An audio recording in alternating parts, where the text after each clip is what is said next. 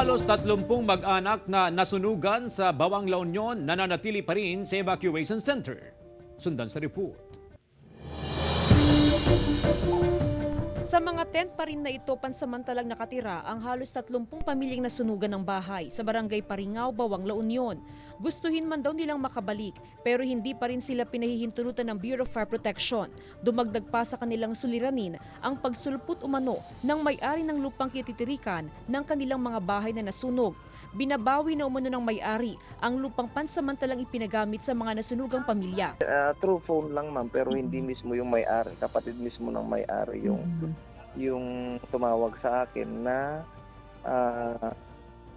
hindi na daw sila pwedeng bumalik. Yun ang sabi sa akin through phone. Aminado ang mga nasunugan na hindi nila pagmamay-ari ang lupang kinatatayuan ng kanilang mga bahay. Kaya humingi sila ng tulong ngayon sa mga opisyal ng barangay at maging sa lokal na pamahalaan na muling makiusap sa nagmamay-ari ng lupa. Kinausap ko kanina yung mga family heads. Sabi ko, kalmado tayo.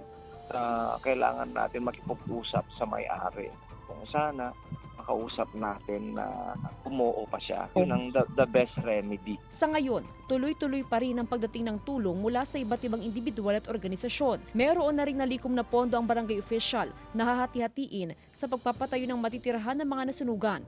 Samantala, patuloy pa rin ang investigasyon ng BFP sa nangyaring sunog. Kasama si Wilson C., Jasmine Gabriel Galban, Balitang Amyanan.